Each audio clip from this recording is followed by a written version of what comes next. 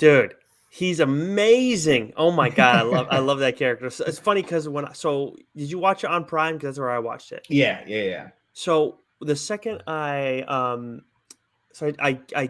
pull it up and everything, and I see his face, and I'm like, Three Ninjas? Who the hell is this guy? What is this? What does this have to do with it? I was very much thrown off.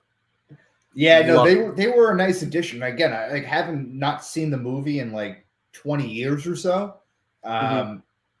It was a great reminder. It's like, oh yeah, this was nice. Kind of throwing me right back into it. So I forgot about that whole crew. And like reading the headlines about it, once we get officially started, I'll say this, but like reading some of the reviews, they were saying it was like Teenage Mutant Ninja Turtles meets Home Alone. And I'm like, kind of. That's a good elevator pitch right there. Yep, I would say that. Yeah, I think that was a Boston Globe writer who said that. Well, look at that. Even a blind squirrel finds a nut. How about that? No disrespect to our former, former food expert. Yes, former food president. Yeah, Brendan Curie. Yeah, exactly. We haven't done what was the last food episode we did? Well, I don't know. Did we do snacks? I think we did. I think we've done snacks.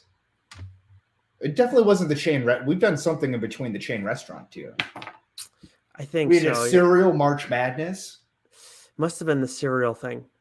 That was 2 years ago, though. That was not last March Madness. Oh my god! Yeah, because remember we didn't after do it this year. Yeah, because you were like, I don't want to ever do a March Madness never again. Because you put all that work in it. Yeah, no, I'm with you. No, thank you. The tier maker thing, though, I'll give Mac and Goo credit on that. You know, that's good stuff there. It's good stuff. Yeah, we're definitely, and we did get a good episode idea for that from last week's episode from our Captain Marvel review too. Yes, exactly. All right, we'll get started here. We'll get rolling in 3, 2, 1.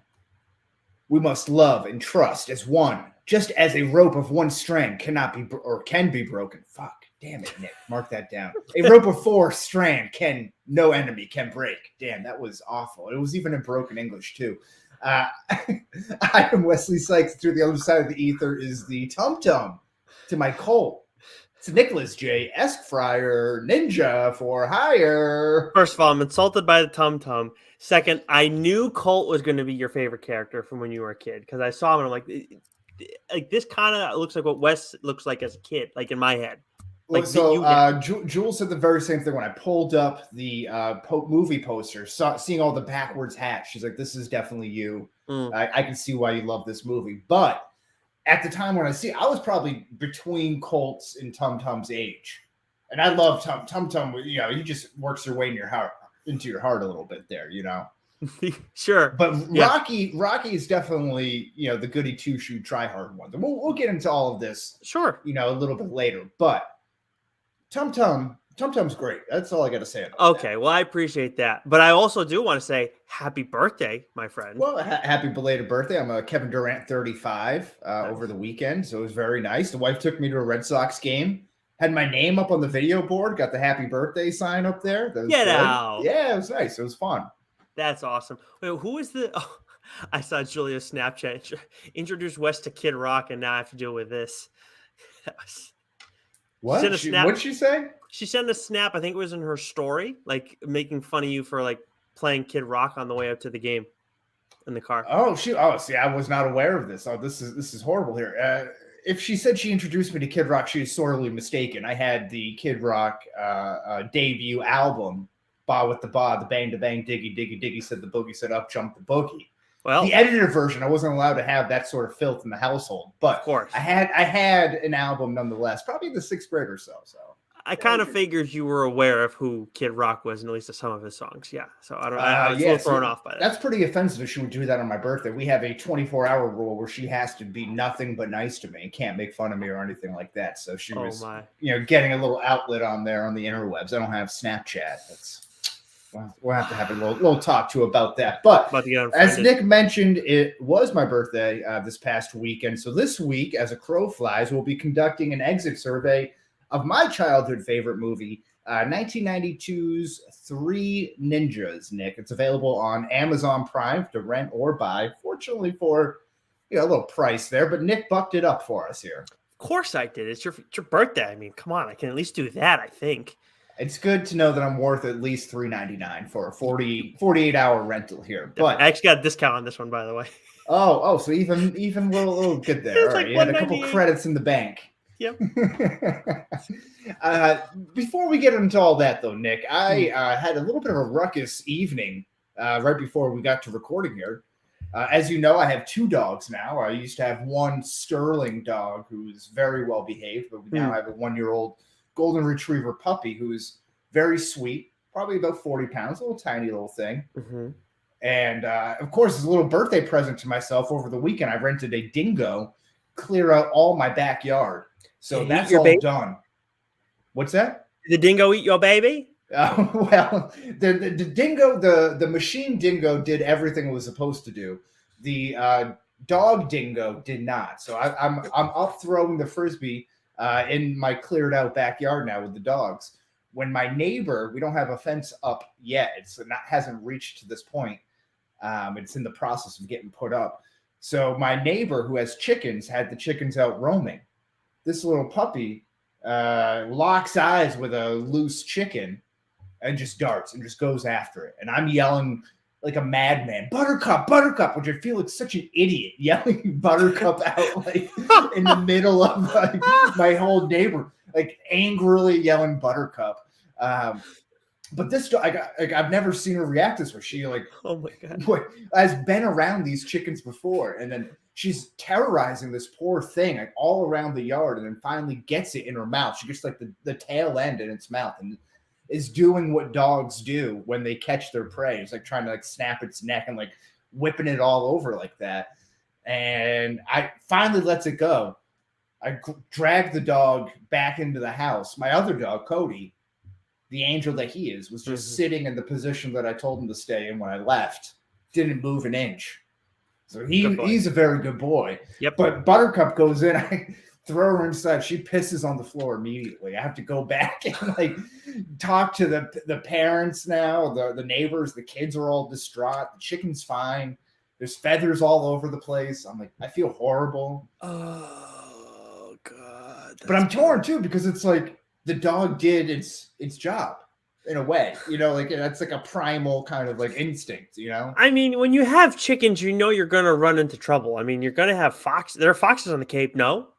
Oh, yeah, and there's raccoons and everything like that. But, you know, you expect that amongst wild animals. This is a domesticated dog here, a very sweet dog. She is a sweet dog. On all other accounts. I mean, but she's also 1 year old. Like, she's not Cody. I mean, she's just not, you know what I mean? Like, I think you got to expect that a little bit. Like even then, like your dog, like Cody's very calm and like in everything, except for when I'm over, he gets hyper as shit. But, well, yeah, he gets excited with guests. But he eventually calms down, relaxes, and all that.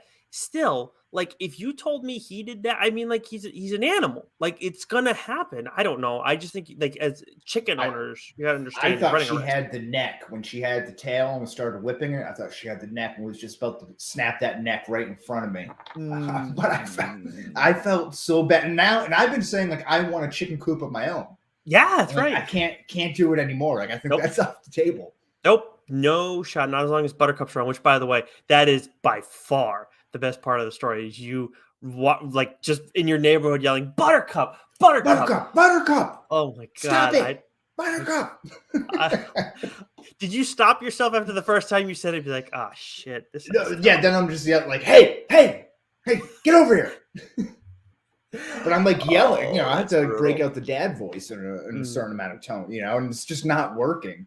But she does what she wants. Now she's taken after her owner, like Doc mentioned in the group chat. Like I killed a goose last year on a golf course, and now she's trying to kill a chicken. The chicken lives. Give her some gummies and get her to relax. Yeah, right. Yeah, maybe that's what we'll need. It's not a bad idea. But yeah, that's when I didn't know that happened right before the show. Like when I was supposed to. I had to watch the rest of Three Ninjas on twice speed. Oh, dude. Well, you can go back and watch, right? You have 48 hours. Oh, yeah, I got it. Yeah. I watched it in all its glory. I'm very excited to talk about it. Oh, yeah, I can't wait. So, but we got a little bit of news to get to before we get to the exit survey here. Trending now, She-Hulk season 1, episode 2, Superhuman. Are you all caught up here? Yes, Short episodes. I am finally caught up. I saw this one the day that it dropped. I'm really enjoying what they're doing with She-Hulk. I think the writing's been really good. I think her acting is outstanding too. And like the CGI, like you said, like I guess I was a little more aware going into it because we talked about it before I went and watched the episode. Yeah, like it looks really good. I haven't seen have people been complaining about it since. Yeah, I don't think that's been the biggest issue that people have had with the show. I think that's kind of taken a back burner. Right, they don't like the feminist stuff, right? Yeah. And I'm not sure if I find Jennifer Walters like a really likable character. She's just kind of like cynical the whole time. I think I really enjoy the character. I think she's funny. Yeah. I don't know. Like, I'm not sure if I would enjoy her presence in everyday life. Oh, okay. She seems very like snarky and like cynical. And I'm like, I don't know if that's somewhere like I would really want to be around. Or She-Hulk, I think, is a little bit more life and pep to her. But I'm not sure if Jennifer Walters likes being in her own skin. Yeah, I think that last bit is a very fair assessment. Like, I don't think she likes being in her own skin. I think she doesn't like all the obstacles that she has to deal with and all the frustrations that she goes through. I mean, she makes it very clear throughout the course of it. And like, I don't know. I guess her outlook on the world is pretty negative. Yes. Well, I mean, like, I don't necessarily. I mean, I don't mind that. I mean, I think a lot of people have that. I don't know. I'm always interested in hearing different opinions, and yeah, I don't know. I guess so. Yeah, I would hang out with this character. Show, like be a hero. Yeah, that's true. But like, then we go through all like the stuff with Miss Marvel, right? And it's like you enjoy the family stuff more there, right? And I know it's a totally different ball game, but like we're dealing with that's still generally uplifting. Like she's just kind of sitting there. She's like very mean to her family. Like, she's like very mean to like a lot of the people that she meets. Did you like the dad?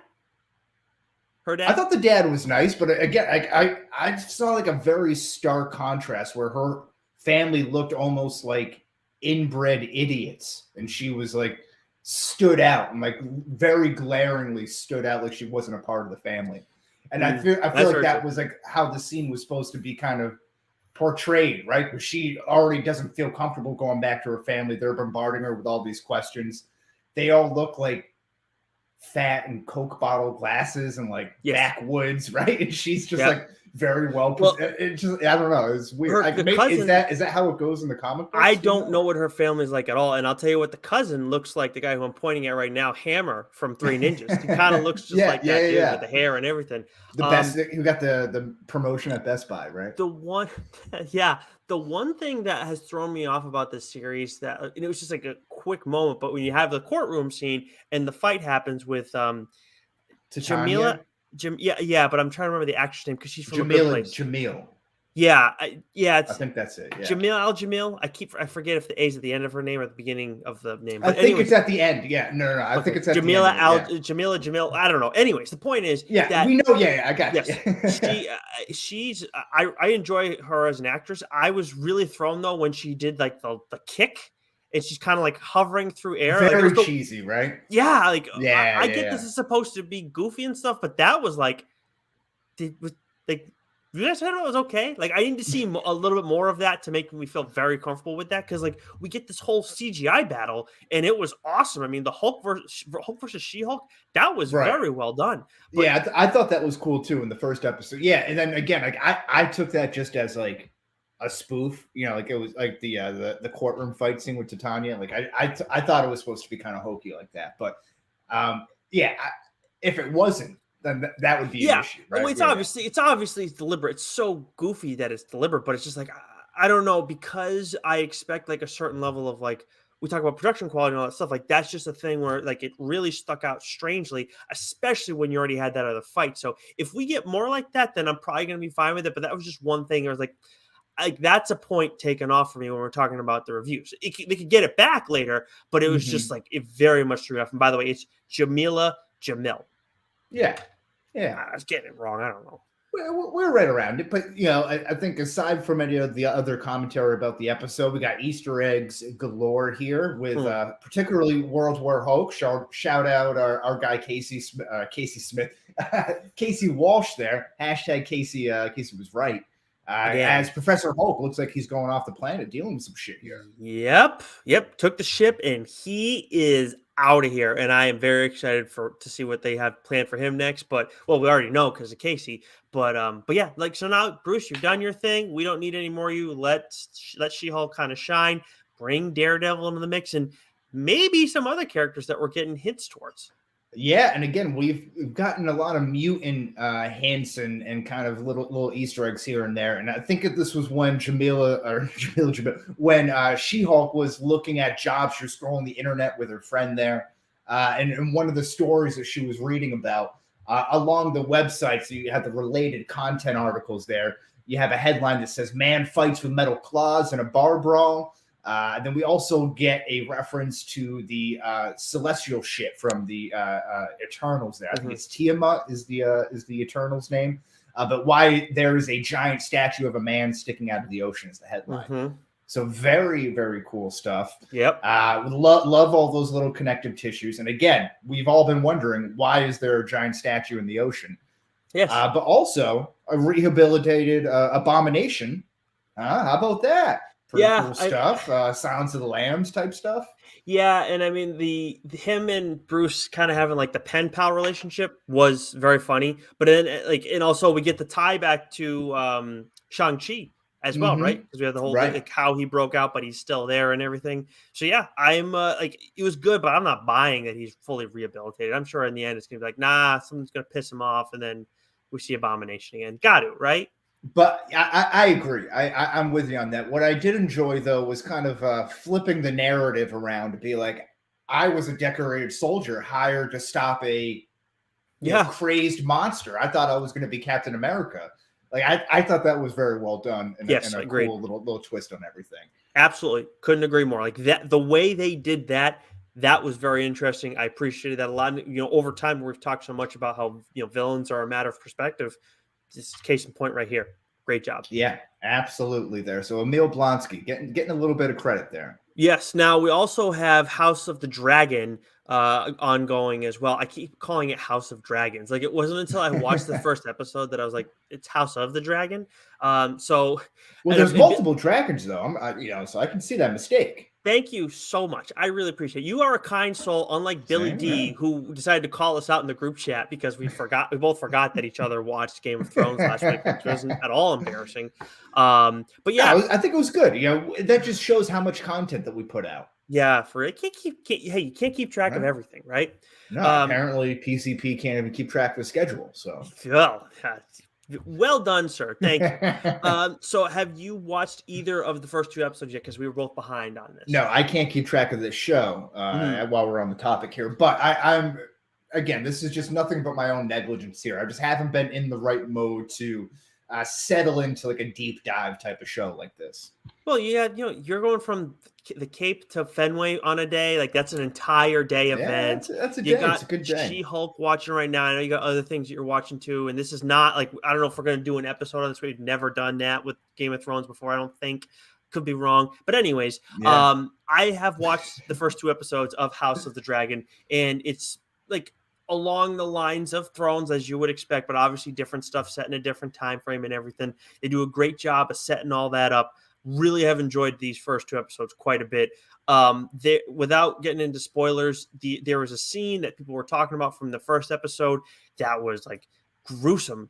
And man, like it's like after watching it, I was a little bit like, this is like, we've seen some fucked up stuff on Thrones, but this is kind of next level and really is a tone setter for the season. Like they will go absolutely anywhere in this series. And then second one, some like kind of gets fucked up in other ways. But again, all makes sense for Thrones for like the time period kind of thing that it set the backdrop of fantasy and everything like that, medievalish. So loving these first two episodes so far of House of the Dragon.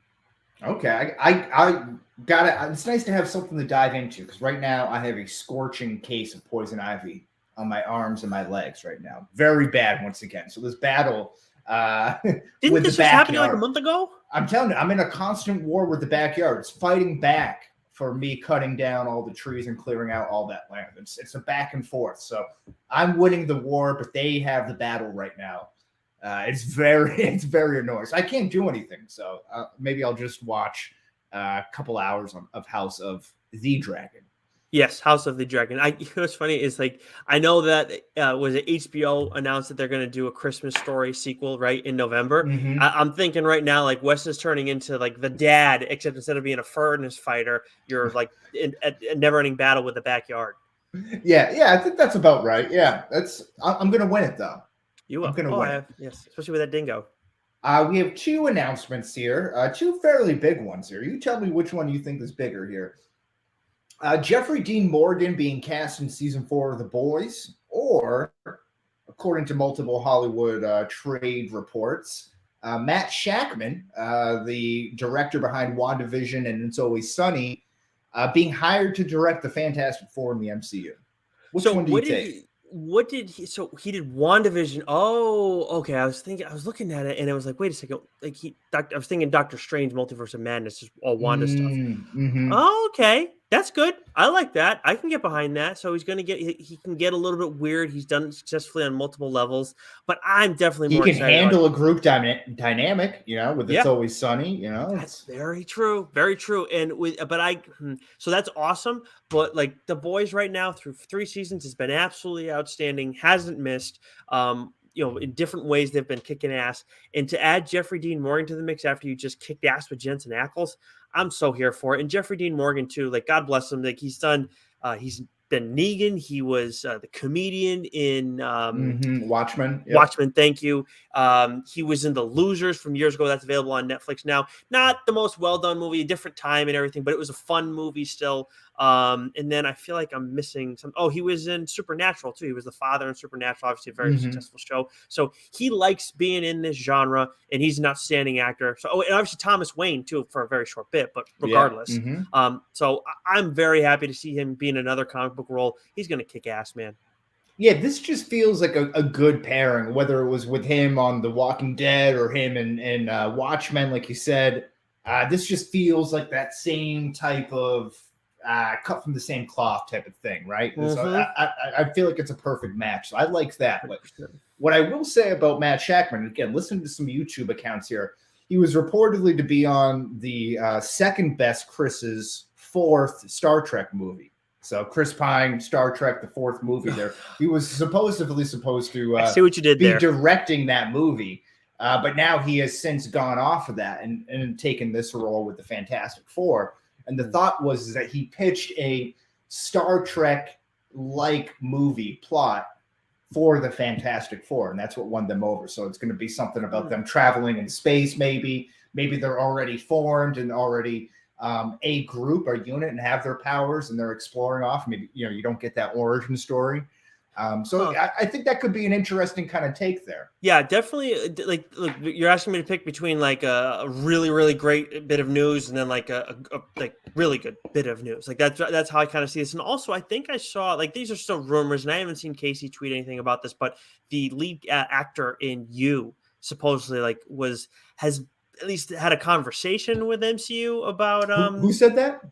I just saw rumors floating out there, so I don't know. Okay. But I have not seen Casey talk about it. But the lead actor for the show You, I feel like I've heard that too, which is funny because he often gets confused as Glenn Howerton, Dennis Reynolds, and It's Always Sunny. So that would be funny. That's what I'm thinking of. Yeah. I know Penn Badgley, yeah. And so that would be like a weird degree of separation between him and Matt Shakman. But I like that. Yeah. And him as Reed Richards, like I am open to that. I could be he's a really good actor. So I'm definitely interested in seeing and them exploring something along those lines. I could be open to that as well. Speaking of being open to, how about the Weird Al Yankovic story, a Roku movie, if I saw the trailer correctly there, starring Daniel Radcliffe. The first trailer was released today. Nick, I had zero expectations for this movie, but it looks like Daniel Radcliffe is acting his ass off. It looks like it's a fun story. You think Weird Al Yankovic is kind of like straight edge, but it looks like he was pretty badass from all the trailers. I watched this and was like, wait a minute, this is real? Like he actually had a thing with Madonna. And then I see, okay, this is all satirical. So basically he is making fun of all these biopics that we've been getting from these other people. So like it's still talking about his stuff, but like also not real. So it's throwing me off a little bit. But I'm interested. Like, it looks really good. I'm definitely interested in this. Oh, it is satirical because in the trailer, it's like the true untold story, or is that kind of the gag? Is that they're playing on it? I think that's the gag. I mean, everywhere I've seen it's satirical, like it's not real. Like I saw a fictional like biopic or something like that. Oh, okay. If so, then that's even better. Then they can get kind of goofy with it. It can be kind of like a Dewey Cox type of story, which would play make sense. But again, I would love that to be real, actually. So I'm just going to continue believing that this is not a satirical movie. I'm curious how many people after watching it, like if you took a survey and said, like, did you think this was the real story or not afterwards? And I bet you it'll be like 70% of the people at least, if not 80. Yeah, I mean, listen, if you didn't tell me, it would be 71%. So never let facts get in the way of a good story. Yeah, not in the way of my feelings. Nope. Good. Wise man once told me that. Yes, it's journalism rule 35. Yes, look at you. Mm-hmm. Wow. I recall as a crow flies there. Let's head over to the comic book minute. What's brewing over there? Okay. So we got a little bit of news from Morphin Con this week. So the Power Rangers like con that they have. I think it's in California. So Kyle Higgins, we've had on TLDR, Ryan Parrott, Melissa Flores are all at this, and they're also part of the Massive Verse, which like has like this kind of Sentai influence and everything. And that's Radiant Black, Rogue Sun, The Dead Lucky, all these really cool characters. We've been really enjoying these series, enjoying these conversations we've had on the show. They announced that they're going to do their next big crossover event next year in April. They did one this year. It was just one issue, and that's it. Kind of set the tables, introduction for some characters, and then just using Radiant Black to kind of bring everybody in. But now that they're all kind of going to be more established at that point, expectations are a little bit higher. But again, like this is not, for those who've been following along, this is not going to be like, a Marvel event where it's like spanning over a bunch of stuff and like interrupting everything. And if it is, it's like it's all going to make sense and be one cohesive story. Like where Marvel, sometimes it kind of slows up mainline issues. So I would imagine it's going to be just that one-off like we got last time. But they're kicking ass in this world. It's been a lot of fun. High expectations if they ever make a show or something like that. Then as for comics themselves, Wes, it's actually a really slow week. The only one really that we want to highlight is Alice Ever After, the final issue of that. It's Alice in Wonderland. It's like her actually on drugs and shit. Like it's pretty. I will talk about it at length on TLDR at some point. Not this week though, because will you be on drugs when you're talking about it? You've seen what happens when I do that. I tend to cough a lot. But you got the mute button. This is true. But instead of talking about that this week on the show, we welcomed the co-creator of Mr. Knight, Declan Shelby, who has a book coming out from Image fairly soon. The Old Dog, the FOC for that is final order cutoff is September 5th. So we talked to him about his new series, his thoughts on the Moon Knight series and everything like that. And we'll be doing a brief what's new this week too, because there's just not a whole lot to talk about this week in comics. So it's slow, people are going back to school, it's the end of the summer, some of the dog days. Exactly. All that good stuff. What's a good excuse you need? Exactly. It's absolutely what it is, because it's across the board. Like Image has like 5 comics coming out. They always have double digits every single week. And then the same for Marvel, DC, it just doesn't happen. So it's weird. But anyways. Yeah, I'm right there with you. We have let's move forward to our main topic of the evening here, because I couldn't be more excited. A childhood favorite of mine. This was probably a big point of contention amongst all the local kids in Cedarville and Sagamore Beach, Massachusetts, going to the local home video store, trying to get the VHS of Three Ninjas, because it was always sold out. Not enough copies in the 02532 area code for this. So this was between maybe like Superman 4 and Three Ninjas, I probably like ruined the VCR with these movies. So. Superman 4. Wow. That's not one that it might have been Superman 3. That's not one that I really remember. My dad and my brother tell me that. Like I would always request to put that on. They're like, I don't want to watch this shit. It's like Richard Pryor's in it, and like what's going on here? Oh, yes, right. I loved it. Your brother's 10 years older than you, right? Or something like that? 7, yeah. 7, yeah, okay. The Quest for Peace. Oh boy. Yeah, it's 3 or 4. I couldn't remember which one, but nevertheless, here, 1992's Three Ninjas. So each year, Three brothers visit their grandfather for the summer. He is highly skilled in ninjutsu, and for years he has trained the boys in his techniques. It's interesting. Yeah, that's what it says. No, I'm saying never mind. Anyways, cast and crew, because I lost our last debate, directed by John Turtletaub and written by Kenny Kim, starring Victor Wong as Grandpa, Michael Trainer as Rocky, Max Elliott Slade as Colt, aka Wes when he was a kid, Chad Power as Tum Tum, Rand Kingsley as Snyder, Alan McRae as Sam Douglas, Margarita Franco as Jessica Douglas, Kate Sargent as Emily, Joel Sweto as Brown, Professor Toru Tanaka as Rushmore, Patrick Labiorto as Fester. Oh God, Patrick Labiorto. I got to get him right because Fester's the man. Labiorto. Yeah, right. That's a weird. I thought you would like that name. Race Nelson as Marcus. That is Race is your first name. And then DJ Harder as Hammer, who is also. Yeah, I mean, this whole cast. I mean, just give everyone all the awards, all the flowers here. Yes, of course. But despite all that, it received a 5.3 out of 10 on IMDb, as well as a 32-53 split on Rotten Tomatoes. But it hauled in $29 million. It says here on a $6.5 million budget. It might be even lower than that. So it was making it not only the most profitable Disney movie of the year, where Touchstone Pictures was a subsidiary of Disney. Okay. But it was the most profitable movie of 1992, according to, I believe it's Salt Lake Deseret. What? Yeah, some old news report I found through Wikipedia. Wow.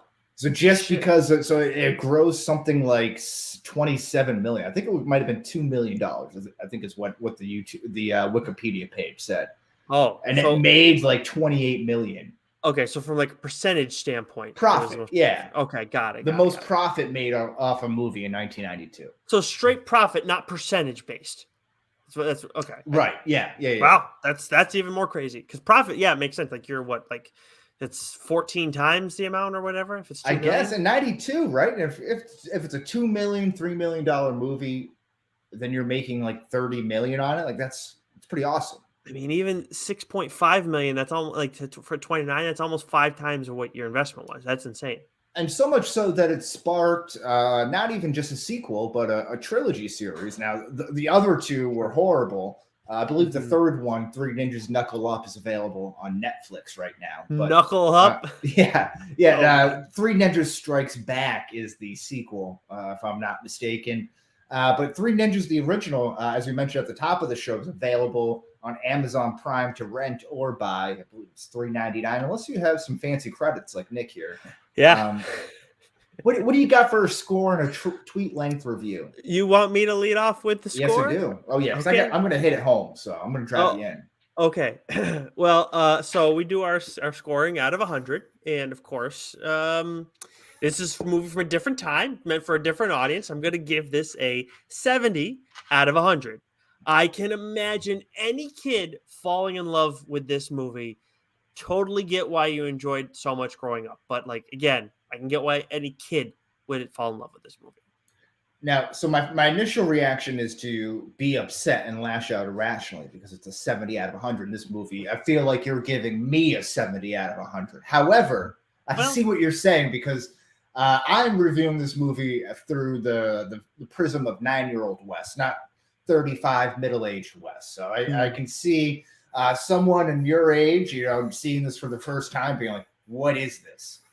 However, with that said, through the prism of 9-year-old Wes, this is a 99 out of 100 movie. Like has everything you want out of it. The guy gets the girl. He has it's family. It's self-defense. It's great basketball skills. It's defending your family's honor. It's winning the girl.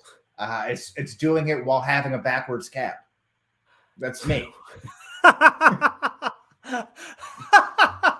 It's doing it while having a backwards cap. It's amazing. I mean, it is. I mean, I when I when I saw Rocky, I was like, okay, that's was that your favorite character, or was it Tum Tum?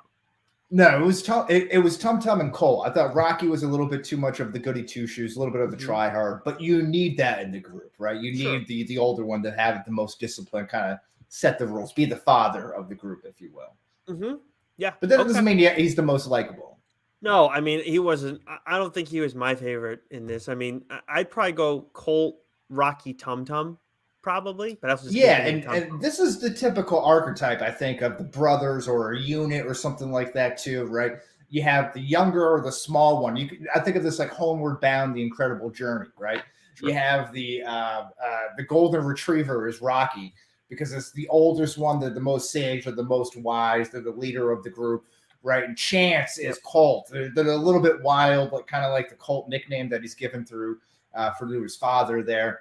Or a grandfather, I should say. A little bit wild, a little bit hard to tame, kind of wants to go out on his own. And then you just have the lovable little guy who's here for the ride, which is the cat in like Homeward Bound. So, I feel like that's like a typical archetype that you have. Sure. Yeah, that absolutely makes sense. I'll tell you what, speaking of them and the grandfather, we got some questions about Maury.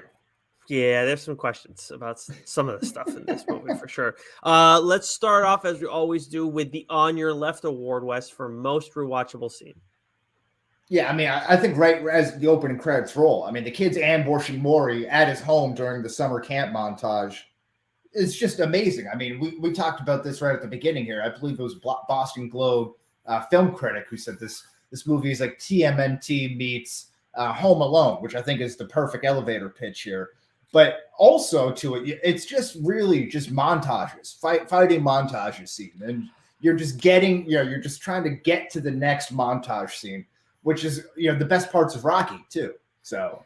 Yeah, I mean, I'll tell you what, the TMNT one does make more sense, especially because there's a specific quote that we'll get to a little bit later. But I mean, every time that Colt and Rocky threw a punch, they're also going like, yeah, like it's Power Rangers. And that's kind of more what came to my head. I can see that as well, too. And that comes up a little bit later here. But again, great opening introduction there. So that's my first nomination. I have a few, but you hit us with yours. Yeah. So, I mean, everything, all the hijinks that happened with the California Bros. I mean, look, it was funny scene in the liquor store. That was funny. But what really gets me is in the house, man. All of it nonstop from start to finish with those dudes in the house was outstanding. Grade A. Like, and again, yeah, Home Alone. Like, it definitely felt like, okay, this is a bit of a ripoff of Home Alone, but they still changed the pranks up a little bit. They got funny with it. And you're dealing with like different guys reacting to the situation too. Like, as opposed to Marv and Harry, who are kind of like a-holes, these guys are like, just like, whoa, dude. I might be okay with these guys kidnapping me. Like if I was a kid, if I was an adult and these idiots kidnapped me, I would be pretty disappointed within myself. But like Marv and Harry are creeps. Like in the real world, like you saw those guys walking the streets. You saw a legal midget and someone who like, the curly hair, kind of like in a long track. Like, he's got maybe some pedophilic qualities to him there, Marv. Like those two guys, like I wouldn't want either of them around me. These guys might have a fun time. Well, I mean, like, again, when we get to the quotes, I don't want to pull away from that because that is some of the best stuff that they provide us in the movie, these three characters. But yeah, like you're totally fine with these guys because just like, let's just hang out the whole time. Just to give them a little bit more flowers here, Patrick Laberto, Race Nelson, and DJ Harder, the California Bros. Just hats off to you for a tremendous performance. Yeah, 100%. Other nominees here. The Home Alone-esque scene with the California Bros, you just kind of all kind of unleashing in there. You kind of touched on that as well, but all the hijinks and everything with that's great. The basketball game, the 2-on-2 basketball game, Colt and Rocky against the black and white bully. This is fantastic stuff here. Nope. The white bully has on like the front cap with the baseball cap, like kind of looking like a gangster. Like that's very, very cool California gangster stuff. And they just school him. The ups on Rocky are amazing. Yeah, that's probably, Rocky steps back and he's like, "Nah, take the shot, man." And then he just like leaps out of the gym, out of his shoes, and just swats the shit out of it. That leads to one of my unanswerable questions that we'll get to a little bit later. But no, that my vote's going to the Home Alone-esque scene with the California Bros. Like that's the number one thing I think of when I think of the hijinks with them. So that was where I was leading. It's the best part of it, right? Yeah. I can't complain with that at all. What aged the best aside from the movie as a whole? I think we know that's obvious. That's the clear winner. We'll just take that right off the table there. In fairness, like if my kid, like if I had a kid, right, and I was like, "Hey, let's put on something," like, and they said, "Hey, like I want to watch this," I'd be like, "Yeah, watch that." Like you'll enjoy it. It'll be fun, and it's for the most part. And there's good values too. You know, it's about teaching discipline, and they're talking about karate with being connected through your mind, body, and spirit. You know, it's there's some good morals in there. Only use it against people. Yeah, but some of the methods in there. Yeah, it's good stuff. Yeah, but actually, we're on speaking of stuff that doesn't necessarily add. No, we're on what is the best. We're still on Age the Best. The movie as a whole. First and foremost, that was the kid's bedroom. Yeah, let's not put the cart before the horse here, Nick. We're going to spend some time on this. Yes, no, my apologies. I'm getting ahead of myself. Yeah, the kid's bedroom is pretty awesome. I mean, the phone he has with Emily, and then everything else they got going on in there. The ninja mural, the alarm when the parents are coming up the stairs, or when anyone's coming up the stairs. Little trampoline to get up to the top bunk. Yeah, the trampoline. I looked at that and I was like, I would never want that thing. It's so tiny. Like one wrong step and it's busted ankle. No thanks. But Nick, you don't understand. You don't have the dexterity of a ninja, so they're very nimble. You know, by nature. Oh, that's such a good point, Wes. Nimble by nature is probably a good rap name. We should probably consider about licensing that. That's a good call. That could be like a Weird Al Yankovic rap name group. Oh, my Wes, is never too late, right? You should be knee deep in the game. I was. Now I just have poison ivy on my face.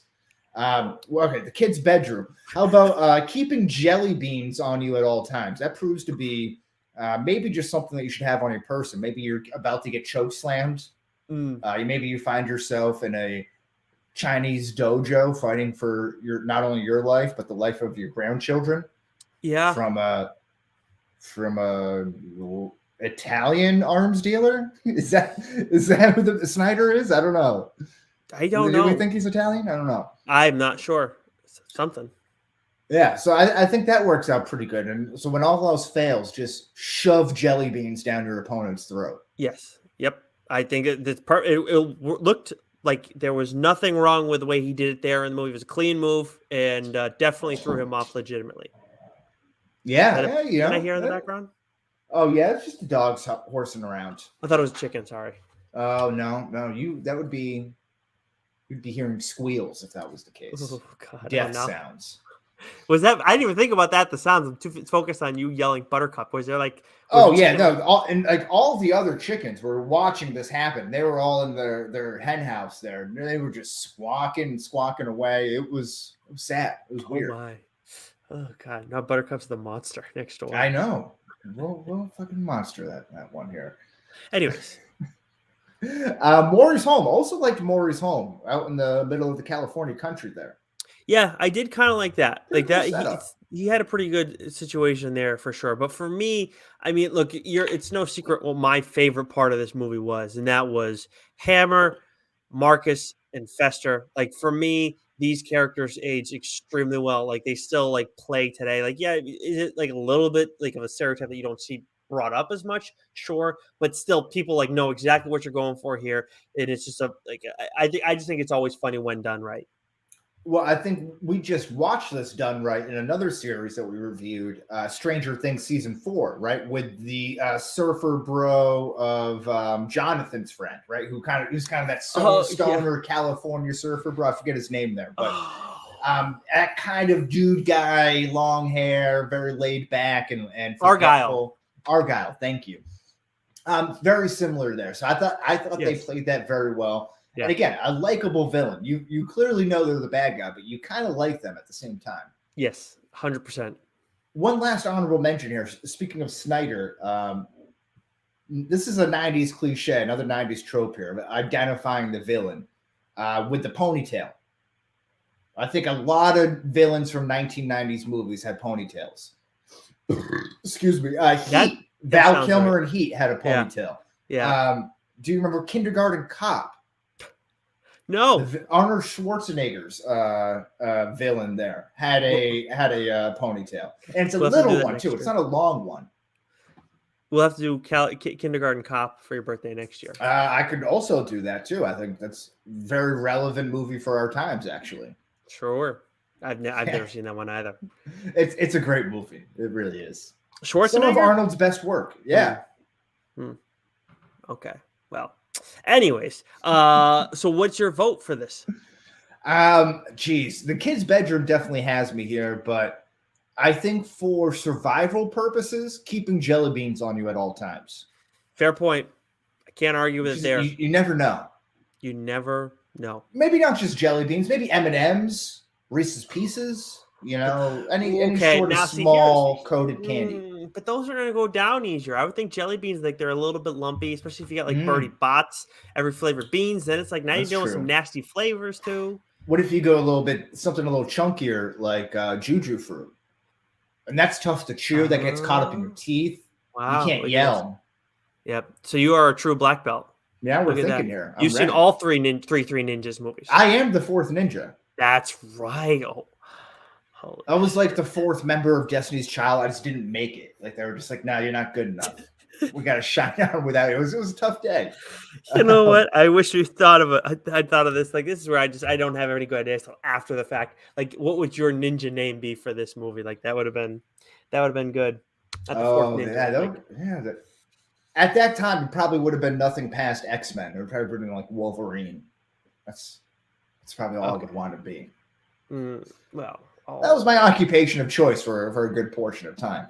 But you know, we all got to grow up. You can't be a dinosaur forever. You know, my dad just told me to grow the fuck up one day. How about the Mirror Match Villain Award for what age the worst? And I had trouble coming up with some of these. No, I have a good amount here, but you hit me with some. Well, I mean, you bring up how what age the best was, which was a most watchable scene. Excuse me. Was the basketball game. Rocky throwing down in that 2-on-2 game was absolutely absurd and asinine. I don't know where they thought they could get this to do this and be like, oh yeah. He did it a couple times, right? He got an oop down, I think. I think Colt got the oop and then Rocky threw down from like, was it the 3-point line or the free throw line? Like he pulled an MJ, if not better. Yeah. Well, yeah, the dexterity on these kids is something that's remarkable. Again, leads to an unanswerable question that we'll get to, I think, is way more important than discussing how poorly that aged. But the other thing that really stands out now, look, obviously we're not watching this for the plot, but again, you kind of don't want like there to be like these significant holes. I mean, how the hell did Snyder not put together at any point that these kids were Sam Douglas's kids? Well, I think it stems to maybe goes into one of my unanswerable questions about. Because they look nothing like Maury. You know, like he just sees the kids with Maury. They have no connection. Like, what's Douglas got to do? Like, Douglas and his wife are both white. Apparently, the actress who plays the mother is Mexican. Yep. 3 white kids, and then you have Maury, who is very Asian. Like, there's no beating around that. I just don't know. Yeah, that's supposed to be his daughter. Family dynamics. I would be very confused if I was Snyder as well. I think I don't blame him there. Yeah, I think this is a sign of the times and the way they did the casting. But yes, you're right. Like, I guess if this was all like actually like correct, and like these are the people and this is actually the family, I guess that's a fair point. That like, okay, how Snyder could like, because no one would think that. That like, he's like, well, where is this? Yeah, where's this lineage come from? The Asian recessive gene or something. This is not showing up. Yeah, it's a sign of the times for the casting for sure. But in the same in that same breath, Snyder's ability or inability to recognize FBI agents, white FBI agents posing as Saudi arms dealers, like he's just got like it's not a tunic, a sheik on or something like that over his head. Turban? And he's got a big turban. That's what I was trying to say. And just speaking in a horrible Arabian accent, just like not getting it done at all. Not the best bad guy in the world, but I guess as long as you love being a bad guy, then that's true. That's enough. He had the look down though. He had the slick back ponytail. Yeah, real piece of shit. Yeah, that's true, right? That also holds up. How about this? This aged very poorly on the song that the boys are singing on the way back from Maury's house back to their house. It picks up like this. I was watching with the closed captions on, so it says, "All covered with blood, I shot my poor teacher with a 44 stud." And they're all laughing about it. Maury's not saying anything. This is like a very sing-songy type of song. I forget. It's like, it's like a Weird Al type of song. They're spoofing a classic child sing-along song. Oh, jeez. I missed this. What is that? It's like, yeah. The kids are all like having a great time there. I'm like, what? This is awful. Yeah, the only thing worse than that, I think, is the Rocky Loves Emily song. Oh, no. That's great. That should have been in what age the best. Talk about Rocky loves Emily. Rocky loves Emily. Dude, that Rocky loves Emily. When I looked at her Google Doc, I saw you had that as a note like earlier for the show, and I was like, oh no, and then it came into my head again, and I'm like, oh, like before the show, I'm hearing it, going over and over in my head. Rocky Loves Emily. That was really annoying. Every time it popped up, I'm like, stop. That also brought me back straight to 9-year-old me. So that's good stuff there. That's telling. Okay. What about Colt slicing up a bad guy, but never once cutting him? Yeah, they go and pull an Indiana Jones, right? Like they bring in this guy with the sword and just total badass, looks like a maniac, face painted all white, and then just a little smoke in his face, and he's done. And then that was that did not age well. No, and this is just more maybe a literal answer here. Tum Tum's digestive tract. Boy's eating just sugary candy left and right, just walking around with Twizzlers hanging out of his mouth. It can't be good for him. My guess is that he wasn't a ninja for very long. Something tells me he's got like type 2 diabetes right now. Scott Malkinson. Yeah, I'm not sure if Tum Tum has both legs. That's where I think we're at. I'm worried about Tum Tum. Yes, I'm with you on that front. I'm worried about Tum Tum. Good Lord. Well, I guess that brings us to an unanswerable question. I guess, how is Tum Tum doing these days? But we gotta check in. The big one that I had from all this is, why don't all basketball players train like ninjas? That's a great question. Maybe they should. Maybe we should have LeBron James sign up for American Ninja Warrior. Yeah, they make a lot of sense because clearly, like, you can jump even higher. So, like, now you could see LeBron dunk from like half court if these kids are doing it from the 3-point line or free throw line, whatever it was. But the other one that I thought of in the course of all this too, Wes, I want to get it out of my head is so you talked about the Japanese dojo that they have on the ship and everything like that, and Snyder is the villain. Is this the first Snyder cult? Oh, this is interesting. That's a good. We'd have to do some digging, but this is definitely could be the start of it. Yeah, I think it's got to be. That's a great question here. How about Emily? Does she throw the hardest punch of all the kids? Oh, she knocked that dude out. It's a fair point.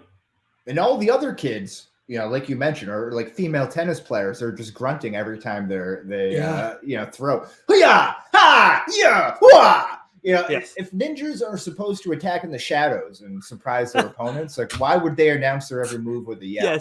Yes. That's a great point. Yeah, I guess my only thing is, are we talking pound for pound or just straight up strongest? Because pound for pound, Tum Tum might get it.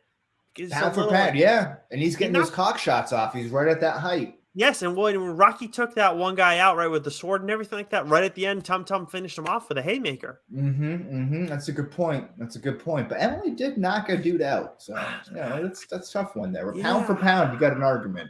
Yeah, but per capita or overall, Emily probably. I'll give you that.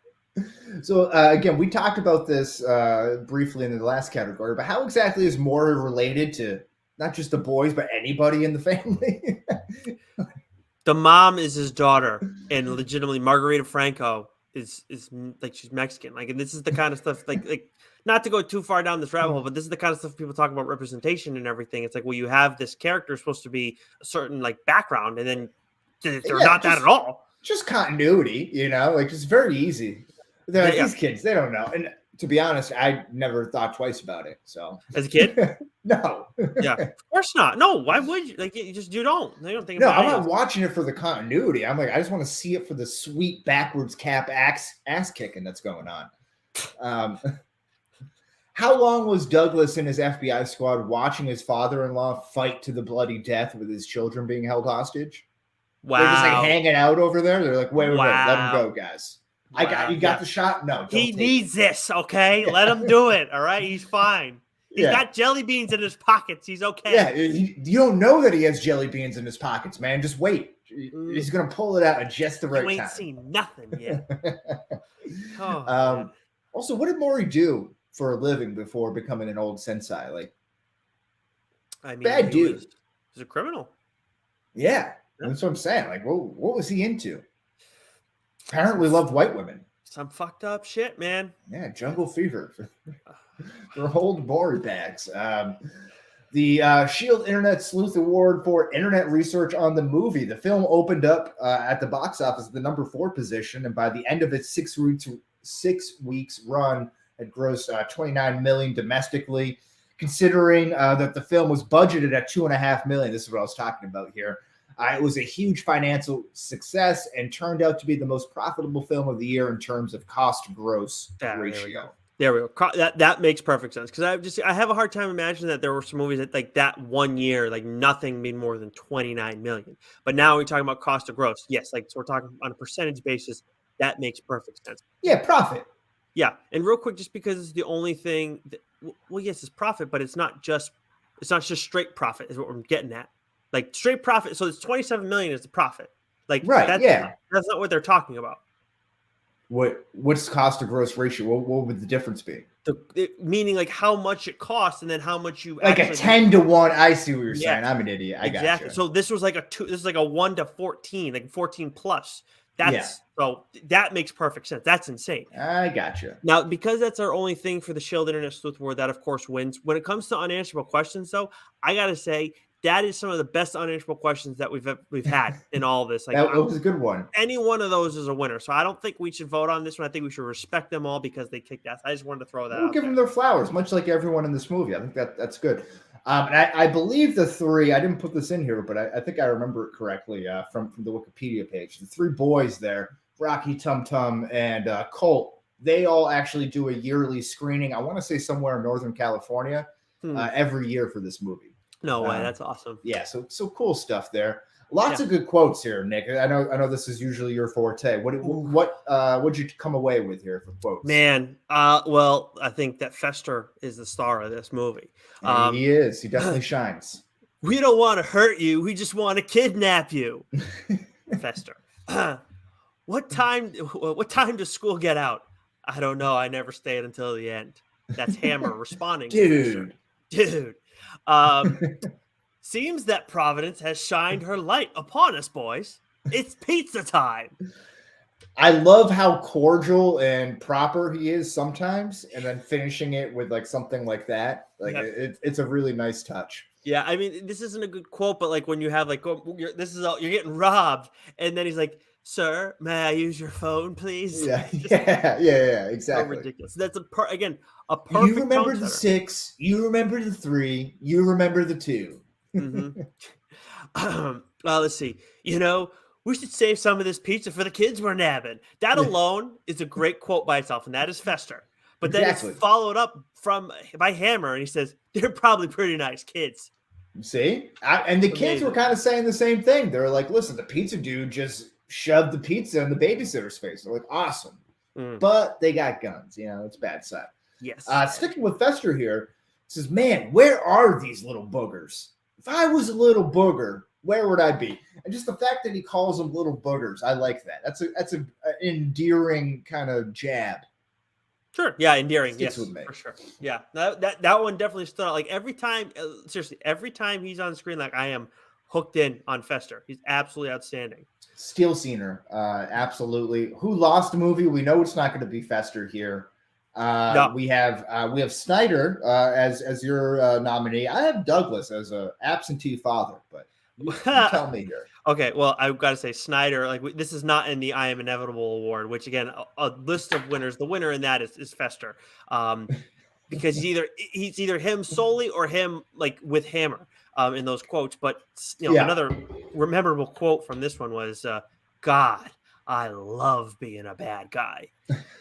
That was Snyder, and just on that alone, you could say he lost. And there's everything else, but you do make a good point about Douglas. He's just never there. He's got his head in his work, or he's just hanging out with his wife, hiring the babysitter. The kids don't care. He doesn't even call them by their new names. Just send them off to their grandpas for the summer. Can't be bothered. Now, I got a question. Was he going to see a scary movie with his wife? Because I know you want to bring the kids because they might be a little sensitive. Oh, look at you. Looking at the joke at the bottom of the scroll there. Yes, that was a good one. I make sure that it got mentioned. Yes, but I seriously, like, he's such a shit dad, man. Like, yeah, sure, he's got an awesome job in the home, taking care of and everything, but he's never at home. And when he's at home, he's not present. And then anytime, like, he brings something up and he hears you for 2 seconds, he's like, shut up. I didn't say that was okay. Like, he's just the worst dad. So, yeah. And he's a poor FBI agent. You got Colt sitting in his office and they're like, who's this guy that dad's going after? And they're like, look at the file. It's on the top page. And they're like, just look into this confidential work that the FBI is doing. Yeah. FBI coming under a lot of heat in recent weeks here. This is also the best look for them right now. I'll tell you what, I think that the more and more we talk about Douglas, the more and more it's kind of a similar thing to Snyder, where I say, like, how did you not know that was all like the same family that you were dealing with? This, like, I get there's like a little bit of a missing piece for Douglas in this case, but he sucks. Yeah. Tough. He gets my vote here. Good call by you, Wes. The J. Jonah Jameson Award for Best Performance by a Side Character.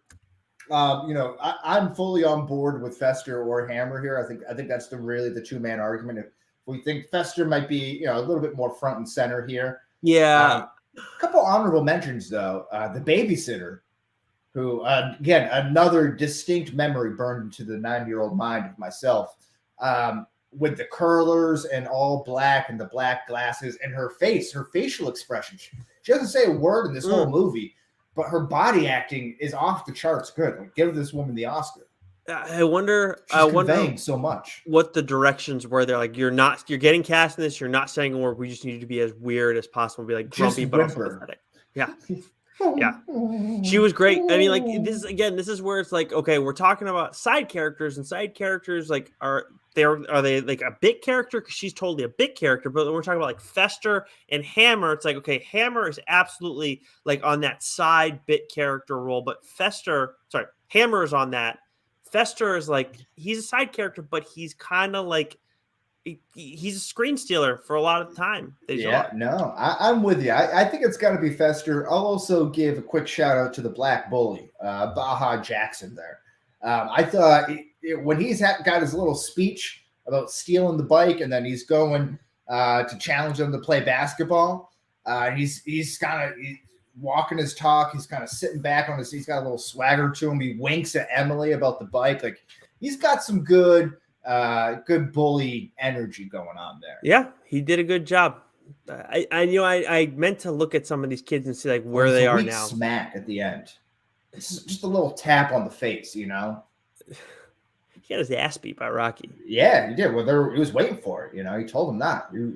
Rocky was displaying patience and discipline. This is very true. Yep. Yeah, he was allowed to show off at that point.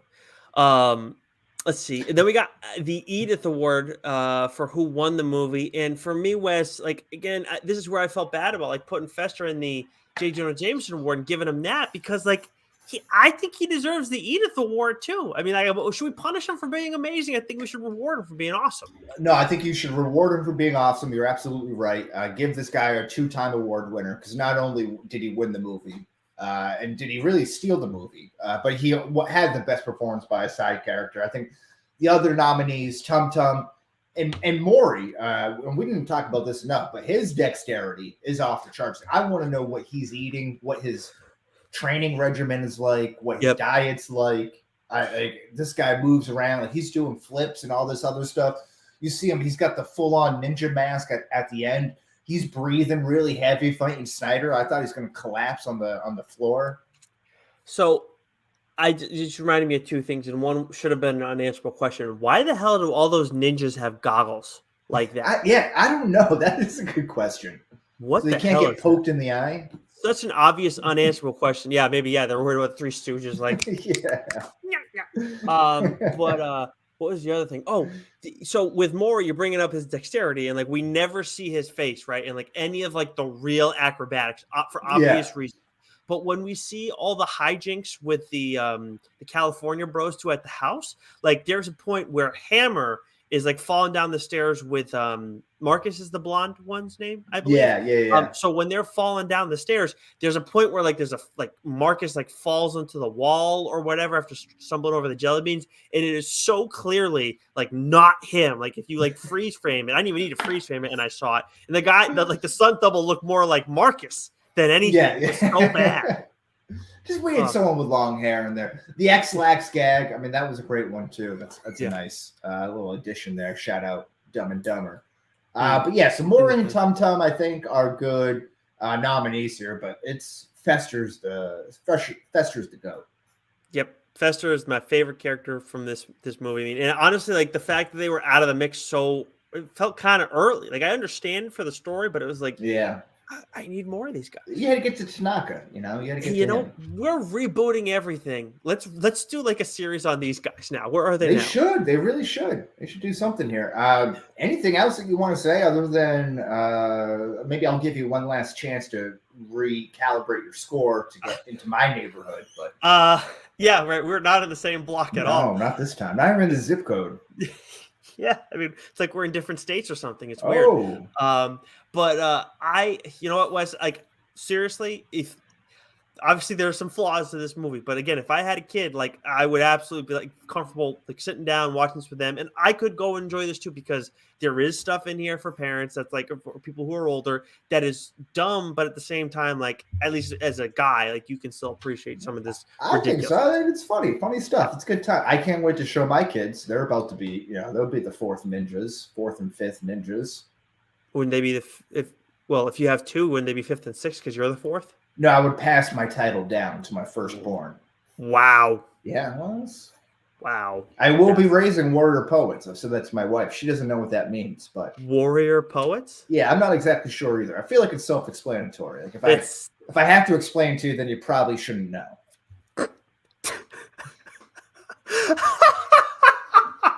It's one of those kind of deals. Okay, my apologize. Okay, but I mean, okay. Skilled in the physical and the mental arenas. How's that for an answer?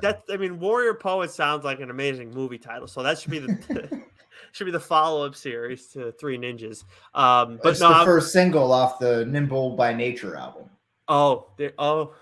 Jeez. Okay. Wow, you're just on a roll today. It's the Weird Al stuff. That's what's getting you going.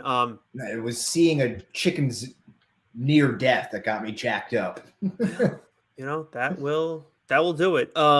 Anyways, this is fun. I'm glad we did this. Like I got to find something that'll be just as fun for my birthday, as long as stuff doesn't get in the way. Like last year, we did The Boys, I think, for my birthday last year, which great stuff. But that's our time to get weird. So, yeah, I got nothing else on Three Ninjas, Wes.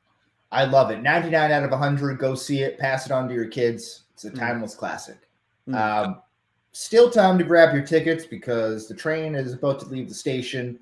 All aboard for the discharge. Depot. Nick, what do you got for us? So Kevin Can Fuck Himself is back. Of course, it's an AMC show that I raved about. I feel like I thought it was last year. It must have been last year at some point. I definitely remember you bringing this up. Yes, I absolutely love this show because something that it does, like when we talk about, like, one thing I love about comics is where they push the envelope and they do a lot of weird stuff, like things that you just can't do on TV or in movies, for a variety of reasons. But then when you're dealing with film and TV, there are things you can do there that you can't do in other mediums.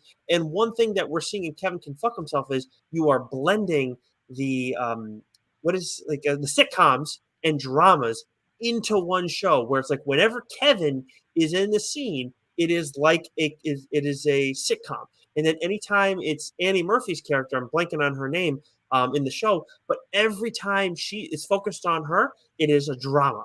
And it is so interesting, like the differences that you see there. And I've really enjoyed what they've done with that. And now this is the last season. Like they've AMC said they're done after season 2. And I kind of like that because, like, okay, this is gonna bring things to an end. Like, this isn't something that I would like more of it, but it makes sense that, like, it's gotta be finite. You can't go and have this be like a 5-season plus type of deal. Like 2 seasons, fine, done, limited sort of deal. And I the first episode in the second season, awesome. Second episode, I'm gonna be watching right after we get off the call. I love it. Okay, I got 3 things that I watched. Jam-packed weekend full of entertainment here. You tell me if you've seen any of these, and if you want me to, what you want me to talk about. So I have The Gray Man on Netflix, the Running with the Devil Netflix documentary about John McAfee virus, all that stuff. Very crazy guy. Or the Manti Te'o documentary. Which one do you want to hear about first? Oh, I need to hear about all of them. Well, you will, yeah. Okay, good. All right. So, okay. First, did you like them all? I love them all. They're all worth mentioning, yeah. Okay, so in terms of, if you were to tell me, Nick, you want to watch all 3 of these things, what order would you say, like, prioritize them? Yeah, the one that spoke to me the most, like the one that got me most worked up, was the Manti Te'o doc. Okay, but and it's all about catfishing. This was yeah. It's the Untold series that's on Netflix. They've done like the Malice at the Palace. I think it's 2 episodes, maybe 3. Okay, but yeah, it's infuriating. And this was wild, man. Manti Te'o was brought up as this like football family faith type of guy, right? And he's like definitely like living it, or at least that's how he presents himself to be, all about that. He comes across as such a good guy that you feel for him. And this person, who catfishes him, just like is irredeemable to me. Huh. This doesn't seem to have like any sort of idea of like the repercussions that caused, and like how you just ruined the life and the family. Like it's fucked up. So would you say for a score out of 100 on our scale? It's in the 90s. Okay, good. Really enjoy that. The next one, the Running with the Devil Netflix documentary, John McAfee, very interesting guy. He's evaded murder charges in Belize, only to run had a failed presidential run in 2016. He's a billionaire who created the McAfee virus software in the early 90s or something like that. He's a crazy smart guy, faked his own death. Maybe very, very interesting documentary about this guy. Okay, documentary or docuseries? That's a documentary. That's an hour and a half, I think. 2 hours. Okay, nice. And then the last one's The Gray Man. So that's the third best Chris, with Chris Evans here, and Ryan Gosling. A little bit of a John Wick cat and mouse type of game, but it's good. It was a good action flick. Okay, so I'll probably go 1, 2, and 3 in that order that I just listed. Okay, so The Gray Man is one I've been interested in since we first saw a trailer for it. So I may end up watching that first because Lauren's interested. It's a good watch. The Manti Te'o doc is something that when I saw that I was like, wow. Like there's a lot of times Lauren will like that stuff. I'm sure she'll be into it. Yeah, she doesn't know much about it though because sports not her thing. But Manti Jules loved it though. We watched it. Yeah, I mean, well, just knowing the subject matter, like I'll tell her, like we should give it a shot with me, because like this is something when I saw like the trailer for it, I'm like, oh, I gotta watch this. Like I remember because he was at Notre Dame when I was in college. Oh, sure. So he's right there. So and I grew up I went to school with a lot of people who didn't like Notre Dame, because I know out here for some reason people Chicago like it. So, and everything. Yes, it's a thing, especially with Northwestern. So I think a lot of people applied to both schools. But anyways, I just remember all this happening and everybody loved Manti Te'o, and I was just kind of like, okay, whatever. And then this happens, like, what the fuck? And this is before now where everybody, a lot of people, new relationships and new adult relationships are online, originated. So it's just very weird. All of it. Yeah. So I need to watch this for sure. No, it's good. It's definitely good. Definitely recommend it. Some good stuff on Netflix to choose from there. What do we got? Plenty of things to choose from in the DSG, though. Right? This week in Shared Universe. That was one of the smoother intros that we've had on here with that, because usually I struggle a little bit. But from #Dork, they're going to be talking about the Sandman, which we did talk about on here a little bit. In its outstanding series. Absolutely loved it. You have not watched the second of this yet, right? No, I have not. Okay. Again, like it's again a comic book show, but the aesthetic, I just don't know if it's going to be your thing. We'll see. Like, it's very well done. Like, I absolutely enjoyed it. Like, the quality of it. Is it satanic? Because I don't mess with the devil. Well, the Lucifer's in there. Aside from the Running with the Devil documentary that I just recommended. But. Oh, well, that's yeah. Well, anyways, yes, no, yes, Lucifer is in this. Okay. It's actually Brienne of Tarth is Lucifer. Oh, yes, yeah, pretty good. Yeah, I really like the show. Like, I think like Dork. I don't know if they said it was the best show of the year, but one of the best, but it absolutely is unquestionably one of the best shows of the year. Okay. Mac and Goo, I believe they're just tiering more things, right? Yeah. Yeah. Okay. Tier month. People for Communism podcast, they are tearing things. I guess. Well, that's probably because not walls down though, right? No, Mr. Gorbachev. I think that's why Billy T. Well done, sir. But I think that's why Billy was asking who would run the fastest 40 time in the DSG, because I think he tried doing it and he tore something. Yes, I was very flattered. One of the rare times that I wasn't up on the conversation in the chat and just come back and see all this flattery, thinking I'm the fastest person in here. I would again very flattered. I would tend to lean to the former collegiate athletes before me, before a former asthmatic fat kid. But that's just my thought on it. Yeah, I don't know about Rich's wheels. Like, I don't know. He's a wide receiver, isn't he? Yeah, I mean, yeah. I mean, he could have been, but I don't know about anymore. Like, he's older than both of us, isn't he? Yeah, I don't know. I guess so. Maybe I'll tell you what. Doing that pint club show, he's probably drinking too much beer. Yeah, and I'm not gonna go and pretend like I can run like I used to. Like, I played soccer, so I was pretty quick back in the day. But like, dude, when I played in the media game recently, I told you, like, I tried to bolt it down the line and I pulled my groin. Like, I'd never done that before. So yeah, I guess it's all relative to. Yes. Yeah. Well, if again, like the rest of the DSG, yeah, maybe I'll do fine. But like, I am not what I used to be. I don't think any of us are. But let's see. TLDR, I mentioned earlier, we're talking to Declan Shelby this week again, one of the co-creators of the Mr. Knight character. We did talk to him a little bit about that. And, of course, talking about his upcoming series with Image Comics, Old Dog, which he drew, colored, and wrote. And also we're doing an abbreviated, very abbreviated What's New this week. Yeah, Triple Threat.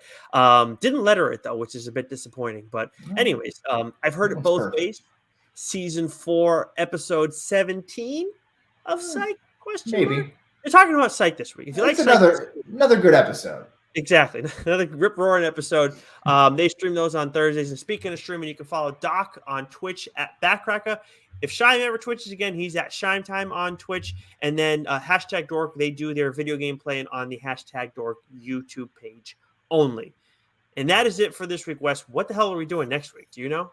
We have a couple of options. We could do our Who is a Skrull tier in the MCU, but that could always be a fun list. Or we could do again something on the male physique.